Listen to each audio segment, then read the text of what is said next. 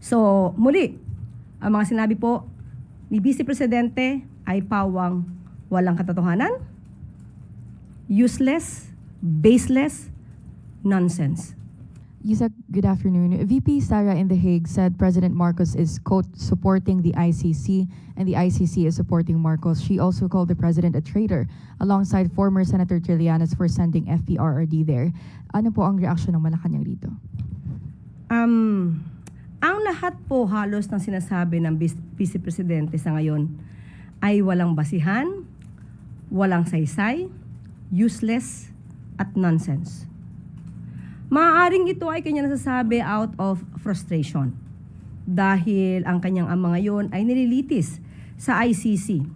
Tandaan din po natin, uulit-ulitin natin, ang kaso na naisampa kay dating Pangulong Duterte ay noong taong pang 2017. Habang ang Pangulo, si Pangulong Marcos Jr. noon, ay isang ordinaryo at pribadong mamamayan lang. Hindi ito kasalanan ni Pangulong Marcos Jr. Tumutupad lang ang Pangulo sa batas. Kung meron dapat sisihin, walang iba, kundi ang kanyang sariling ama. Dahil sa mga pag-amin nito na siya mismo ay pumatay at nagpapatay. Kasama ang ibang mga co-perpetrators.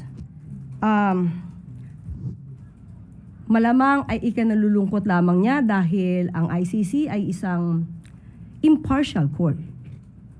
Hindi maaaring gamitan ng impluensya at hindi kayang takutin, nasaktan o anumang pwedeng gawing karahasan. So, muli, ang mga sinabi po ni Vice Presidente ay pawang walang katotohanan, useless, baseless, nonsense. Yusek, nagbago na po ba yung pagtingin ng Pangulo na hindi tayo babalik sa ICC? Sa ngayon ay wala pa rin pong anumang update. Katulad pa rin po ng aking sinabi, sa ngayon ay wala pa po na pag-uusapan kung kinakailangan ng mag-rejoin sa ICC. Follow-up po, Ivan Mayrina, GMA News.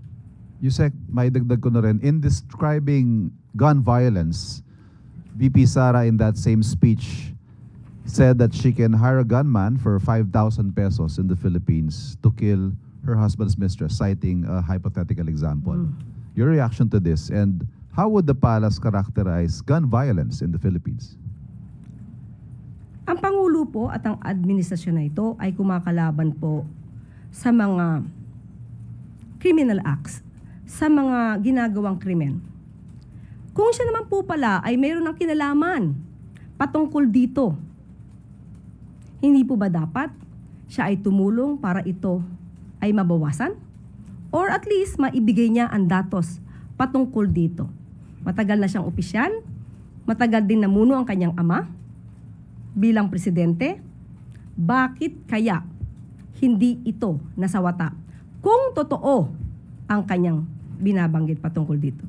Dapat siya na ang nauna na ito ay pigilan at hindi i-promote ang pagkausap sa isang assassin para pumatay sa taong kanyang kinaiinisan o sa taong siya ay galit.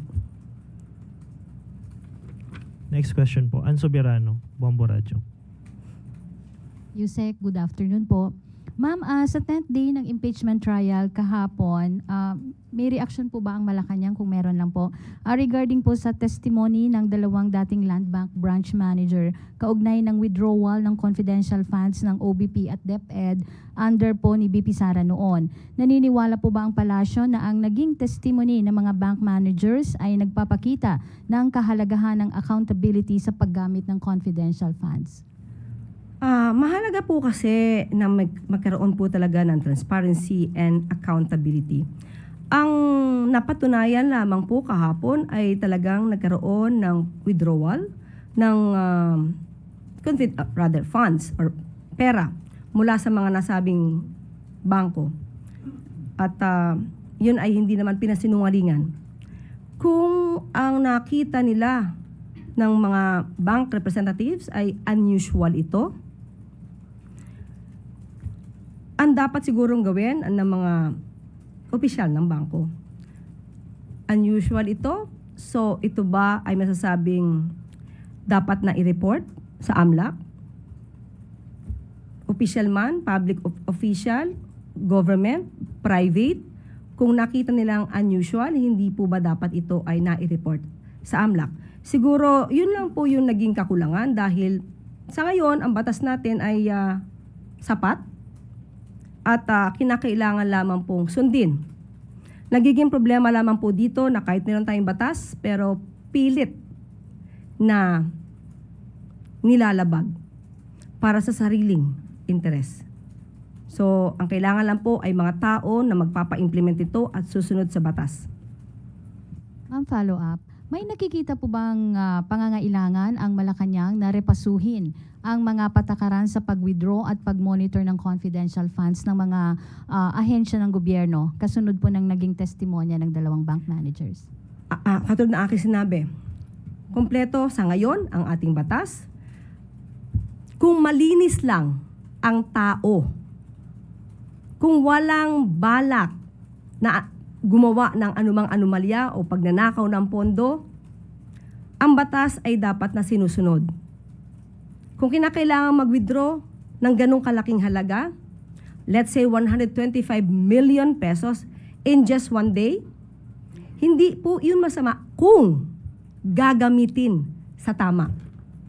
So kahit sabihin natin na may batas pa kung papaano ito i-withdraw, magkano lang ang limit na halaga na dapat na i-withdraw, hindi pa rin ito masasagot.